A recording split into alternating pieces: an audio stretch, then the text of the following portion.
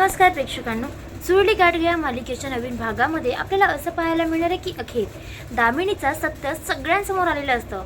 आणि इतकंच नाही तर मधुसूदनच्या फोनमधून सगळे पुरावे आता दामिनीचे त्याच्यासमोर आलेले असतात. त्याच्यामुळे धैर्यने थेट दामिनीला घराबाहेर हकललेलं असतं. पण ते कसं हकललं आणि कसं नाही ना, ते तुम्ही पूर्ण भागात बघा, तेव्हाच तुम्हाला कळेल. तर झालं असं की या सगळ्यामध्ये सावी आणि नीता आणि अवंती आपल्या रूममध्ये असतात, म्हणजे सावीच्या रूममध्ये असतात, कारण तिला इरापासून त्यांनी वाचवलेलं असतं. तितक्यात धैर्य आला असं नीता बोलत असते. त्या दोघी जणी पटकन खाली धावत जातात. तितक्यात सावी लगेच धैर्याला मिठी मारते आणि बोलते, धैर्य तुम्ही आलात, थँक्यू सो मच. मला एक सांगा, कुठेच सुधाकर काका? आता असं म्हटल्यानंतर धैर्य हा दरवाजाकडे हात दाखवतो. तिथून इन्स्पेक्टर आणि सुधाकर काका हे दोघे जण येत असतात. सोबत लेडीज कॉन्स्टेबल सुद्धा असते. तर इकडे या सगळ्यानंतर दामिनी जी असते ना, ती मात्र घाबरूनच जाते. सुधाकर आलेल्या पाहून तिथे तिची म्हणजे सावी बरी झाली आहे का हेच तिला कळत नसतं. त्यावर सावी बोलते, धैर्य मला माहिती होतं तुम्ही सुधाकर काकांना आणणारच. इकडे सगळेजण तिच्याकडे विचित्र नजरेने बघत असतात. त्यांना वाटतं की नेमकं सावी बरीच झाली आहे का. त्यावर सावीला काय झालंय हे मात्र कुणालाही कळत नसतं.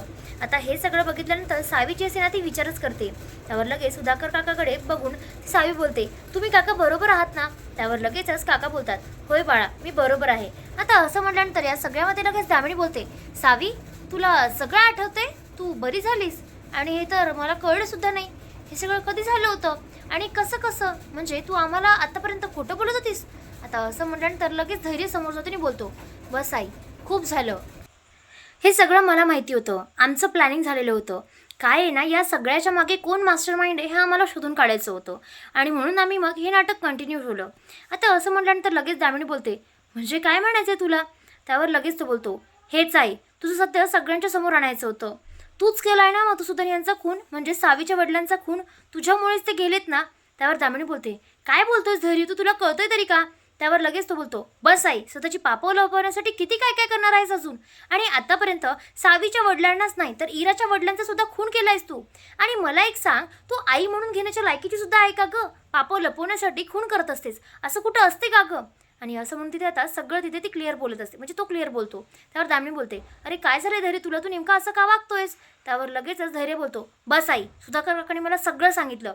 सगळं म्हणजे सगळं.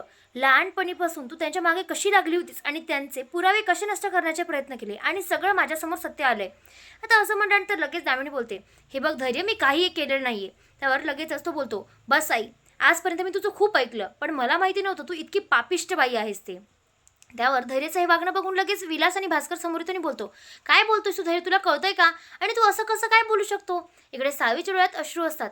तिला मात्र माहिती झालेलं असतं की आपलं सत्य हे त्याला कळलंय, पण तरी पण तो आपल्या बाजूने भाग घेतो हे मात्र तिला कळलेलं असतं. तर आता या सगळ्यामध्ये सावी जी असते ना ती विचार करते की नेमकं काय करावं. आता या सगळ्यामध्ये लगेच भास्कर आणि विलासला धैर्य बोलतो, बस तुम्ही सुद्धा शांत राहायचं, तुम्ही सुद्धा काही कमी नाही आहेत. आणि दामिनी मुजुमदार, तुझा आणि माझा संबंध आजपासून संपला. अगं तू किती क्रिएट केले प्रॉब्लेम आमच्यामध्ये आणि काय काय नाही केलं. आणि या सगळ्यांमध्ये लोकांचा जीव घेत सुटलीस. तू काही बाई तरी आहेस का गं? आई म्हणून घेण्याच्या लायकीची सुद्धा नाही आहे. तुझी लायकीत ना इथे नाहीच आहे. थांब आता, तुला या घरातूनच बाहेर काढतो मी. आणि असं म्हणत तिचा हात धरतो. त्यावर भास्कर आणि विलास दोघेही बोलतात, धैर्य तू असं नाही वागू शकत, ती आपली आई आहे.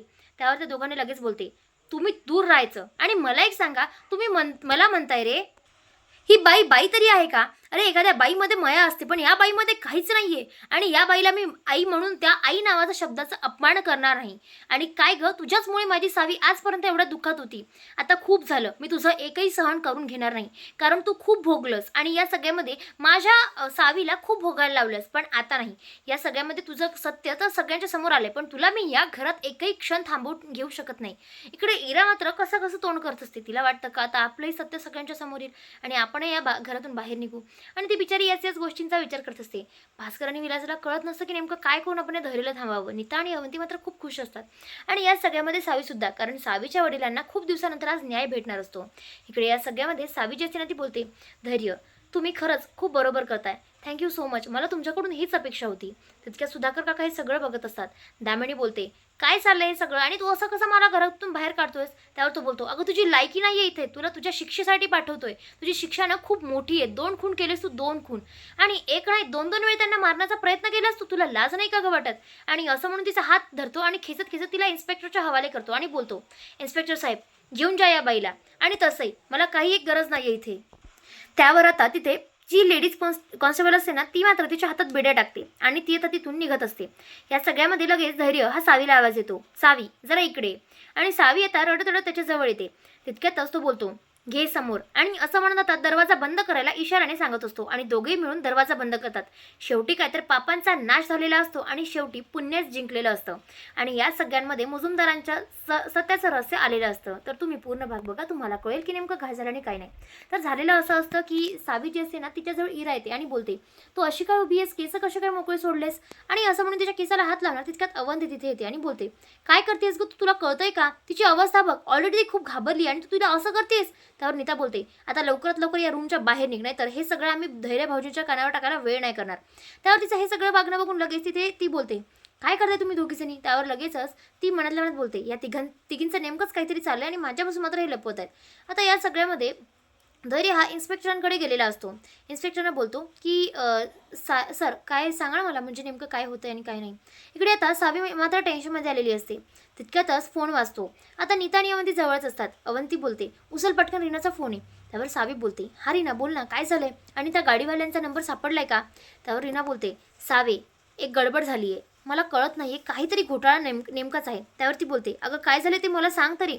त्यावर आता लगेच ती बोलते, एक सांगू का, म्हणजे तू जे नंबर दिले होतेत ना ते नंबर वेगवेगळ्या गाडींचे आहेत आणि महत्त्वाचं म्हणजे जे फोन नंबर तू दिलेत ना तो फोन नंबर मोठ्या मोठ्या ऑफिसर्सचे आहेत, म्हणजे त्या गोष्टींचा ते विचारसुद्धा करू शकत नाही अशा पोस्टचे आहेत ते.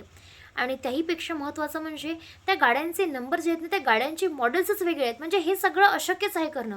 त्यावर लगेच सावी बोलते, काय पण असं कसं असू शकतं. तितक्यात ती फोन ठेवते. रीना बोलते की बघते मी अजून काय होतंय का.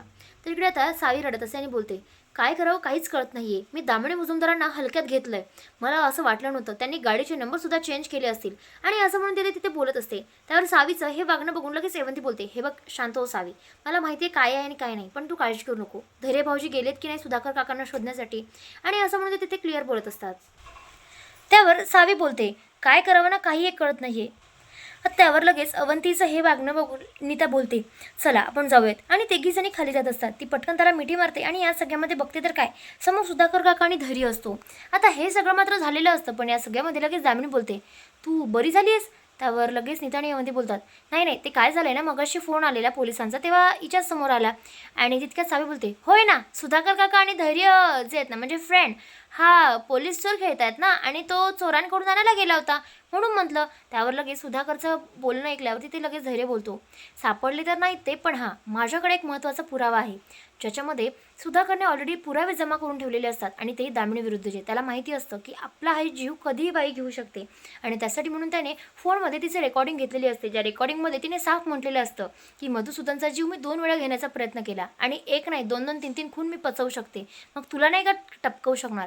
आणि असं म्हणून तिथे आता ती सुधाकरचं जे काही बोलणं म्हणजे सुधाकरनं ते सगळं दामिनीचं बोलणं रेकॉर्ड केलेलं असतं आणि तो इन्स्पेक्टरच्या हातमध्ये लागलेला असतो.